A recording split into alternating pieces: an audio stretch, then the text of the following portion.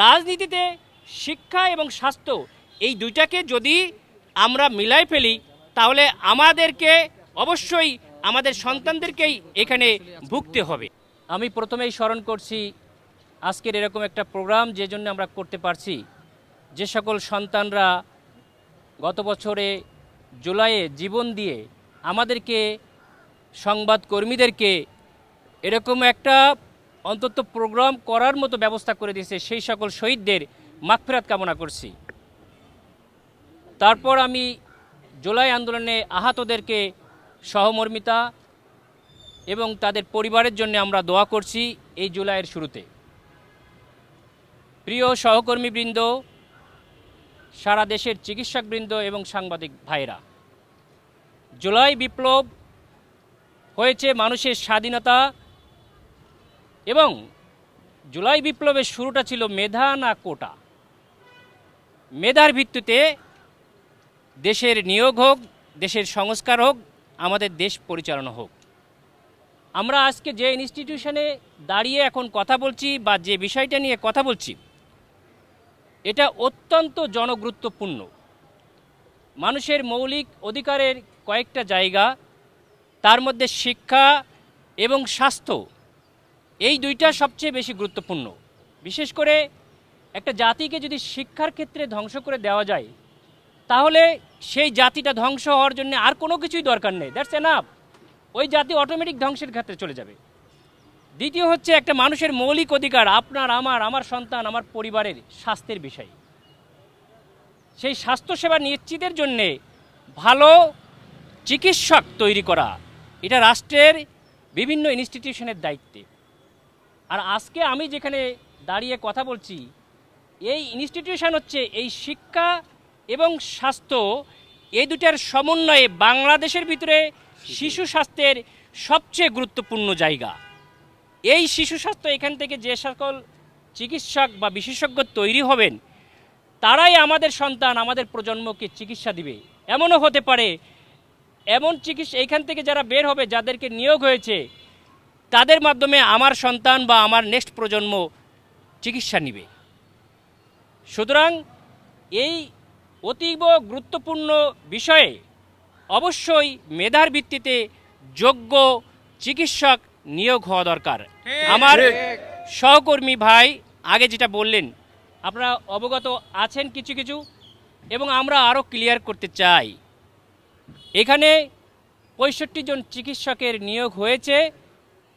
বলা হচ্ছে যে বিভিন্ন নিয়ম কানুন মেনেই করা হয়েছে, কিন্তু একটা নিয়ম সরকারি প্রতিষ্ঠানে অ্যাটলিস্ট বিসিএস বা অ্যাডক একটা সার্কুলারের মাধ্যমে, আপনাদের গণমাধ্যমের মাধ্যমে একটা সার্কুলার হয়ে তারপর একটা নিয়োগ হয়ে থাকে, পরীক্ষা হয়। আমরা গত সরকারকে ফ্যাসিস্ট সরকার বলেছি, বাট ফরচুনেটলি বর্তমানে যে নিয়োগটা হয়েছে ফ্যাসিস্ট আমলে তারা যে 15 বছর শাসন করে গিয়েছে, এই সময়েও এরকম ধরনের নিয়োগ হয় নাই। এ ধরনের ন্যাক্কারজনক এবং গরিত নিয়োগ তারাও করার সাহস করে নাই, বা অ্যাটলিস্ট তারা মিনিমাম এই স্বাস্থ্য এবং শিক্ষা খাতকে কিছুটা হলেও একটা সার্কুলারের মাধ্যমে, একটা লিখিত পরীক্ষার মাধ্যমে নিয়েছে। যদিও এখন প্রশাসন এখানকার বলছেন যে না, আমরা একটা সার্কুলার দিয়েছি। হ্যাঁ, একটা সার্কুলার এমন হতে পারে যে নিজেরা টেবিলে তৈরি করে নিজেরাই রাখলাম এবং কেউ জানল না, এটা হইতে পারে। আপনারা যদি এরকম বৈধতা দেখেন তাহলে শেখ হাসিনা আমলের প্রত্যেকটা নির্বাচনই কিন্তু বৈধ ছিল। তারা কিন্তু কাগজে কলমে দেখিয়েছে যে তারা বৈধ নির্বাচন করেছেন। সিসি ছিল নির্বাচন প্রধান কমিশনার, তিনিও বৈধতা বলেছিলেন।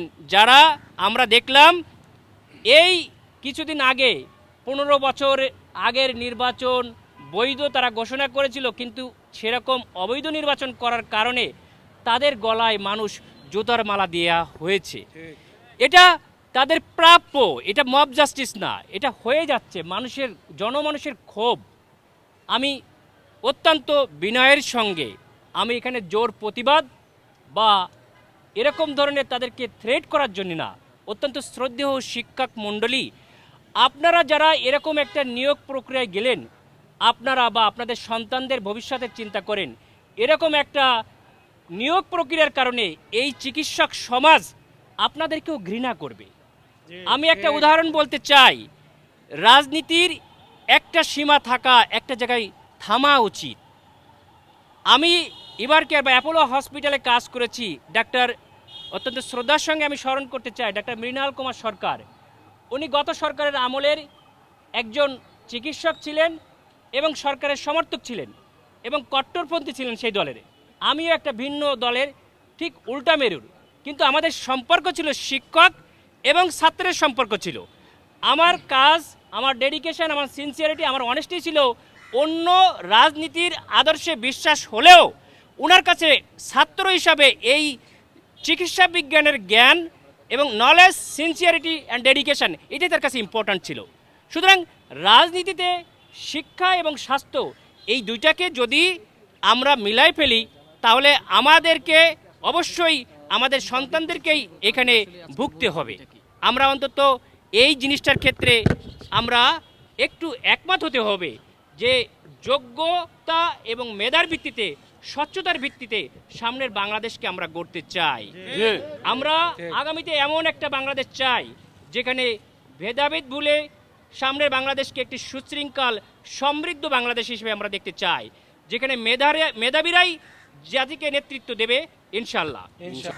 এটা বিসিএস ক্যাডার ডাক্তাররা এখানে পারবেন, একটা সাহিত্য প্রতিষ্ঠান যেমন ইউনিভার্সিটিগুলো আছে, কিন্তু আমাদের একটা ইউনিভার্সিটির মতোই। সুতরাং একটা ইউনিভার্সিটিতে আপনারা দেখবেন যখন কোনো নিয়োগ হয় এরকম হয় না রাতারাতি একটা নিয়োগ দিল, অবশ্যই একটা সার্কুলার হয়, কয়েকজন এক্সামিনার থাকে, একটা পরীক্ষা হয়, একটা সার্কুলার হয় এবং সারা দেশে দেখবেন যে 3-4 মাস আগে থেকে আপনাদের মাধ্যমে জানে। এখানেও ওই একইভাবে হওয়াটা স্বচ্ছ ছিল। আমরা আপনাদের মাধ্যমে এটা জানাচ্ছি, চিকিৎসক সমাজের মধ্যে এ ধরনের নিয়োগ বাতিল করে স্বচ্ছতার ভিত্তিতে হোক এবং স্বাস্থ্য প্রশাসন এবং স্বাস্থ্যমন্ত্রী মন্ত্রণালয় তাদেরকেও আমরা অনুরোধ করব এটা ভালো করে ইনভেস্টিগেট করে এটাকে বাতিল করে মেধার ভিত্তিতে নতুন করে এখানে নিয়োগ দেওয়া হোক। যদি এটা না দেওয়া হয় আমরা আপনাদের মধ্যে জানালাম, পরবর্তীতে আমরা লোকবল নিয়ে বড় ধরনের আরও তাদেরকে পদক্ষেপে যাব জন্য এটা বাতিল করা হয়। এটা বাতিল না করা মানে জাতির জন্য একটা কলঙ্কজনক অধ্যায় এবং ভবিষ্যতে যে কোনো ইনস্টিটিউশনে জুলাই স্পিরিটের এটা সম্পূর্ণরূপে বিরোধী।